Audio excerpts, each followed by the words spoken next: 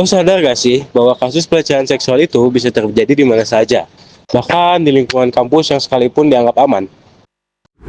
Baru-baru ini, kasus dugaan pelecehan seksual di Universitas Indonesia kembali menjadi sorotan publik.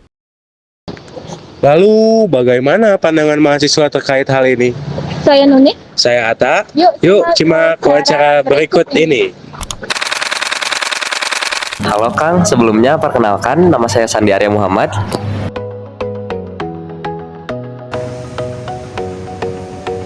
Saya Ira Jumiati Sumarna. Saya Ulfi Rusaidah.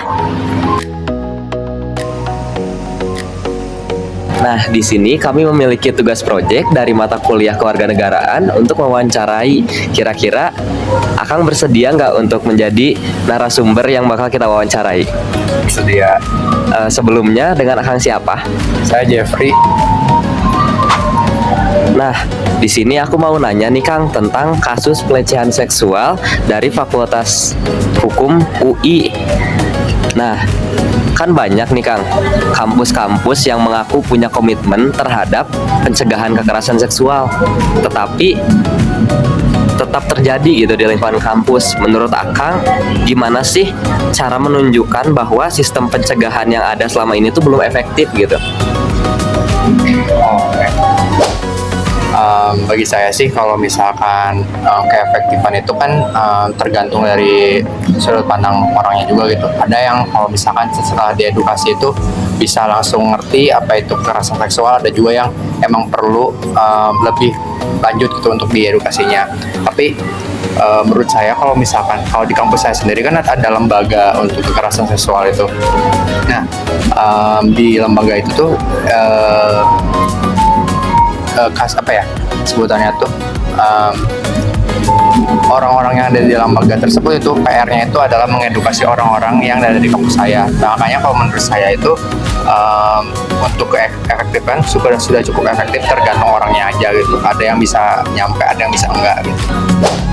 Untuk pertanyaan kedua, Kang, menurut Akang, untuk sanksi dan hukuman yang diberikan terhadap pelaku kekerasan seksual di kasus FHU ini udah efektif belum ya? Maksudnya udah sesuai atau bagaimana, Kang? Terus kalau boleh tahu, untuk yang tadi Akang bilang sebelumnya ada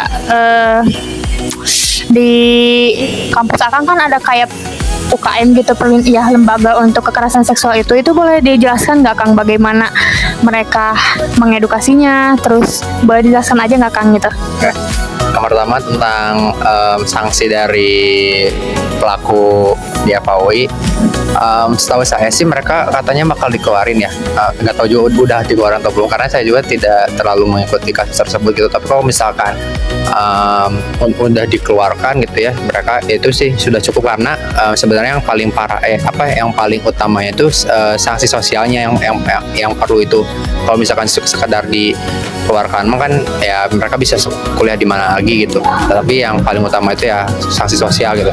Terus kalau misalkan lembaga di kampus saya itu cara mereka untuk mengedukasinya itu ada nanti biasanya mereka mengadakan seminar atau enggak bekerja sama dengan himpunan-himpunan tiap prodi ataupun dengan kema dari tiap fakultas gitu. Nah, saya juga kan pernah beberapa kali mengikuti seminar-seminar mereka gitu. Ya, paling kalau misalkan dari segi mengedukasi sih mereka yang pertama mereka ada seminar, dan juga kalau misalkan mereka pengaduan itu mereka bakal siap terus lah kalau misalkan ada yang mau mengadu itu. Dan juga di tiap kasus itu nanti ada tingkatan-tingkatannya gitu, dan itu tuh bisa bekerja sama wakil dekan tiap fakultas gitu.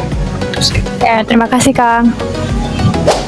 Nah, untuk pertanyaan ketiga nih ya Kang, yang terakhir, dalam kasus pelecehan verbal yang terjadi di sekitar kampus, menurut Akang faktor apa sih yang paling berperan hingga perilaku tersebut masih terus terjadi sampai sekarang? Faktor yang masih berperan ya. Iya. Yang pertama minimnya pengetahuan tentang kekerasan seksual yang pasti, karena banyak orang yang masih mengira kalau misalkan contoh aja catcalling gitu ya, catcalling itu masih banyak yang mengira itu tuh kayak bercandaan gitu, tapi banyak juga loh orang yang di catcalling itu bisa tersinggung, makanya itu tuh bisa termasuk kekerasan seksual. Dan juga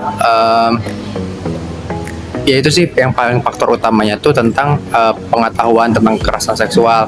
Ada juga yang kalau misalkan kayak kita tuh muji ya, sekarang tuh bahkan muji pun bisa termasuk kekerasan seksual loh. Misalkan contoh, mata kamu bagus, itu kan kalau misalkan dulu tuh, atau misalkan ya zaman dulu gitu ya, waktu kita masih kecil itu kan bentuk pujian kita ya terhadap seseorang itu. Tapi sekarang tuh orang tuh bisa loh ngerasa itu tuh kekerasan seksual, bahkan dibilang cantik aja itu bisa bisa merasa kekerasan seksual gitu. Jadi sekarang itu emang lebih sensitif, dan juga emang harus hati-hati dalam berbicara ataupun berkomunikasi, dan juga pengetahuannya juga emang harus ditingkatkan lagi gitu.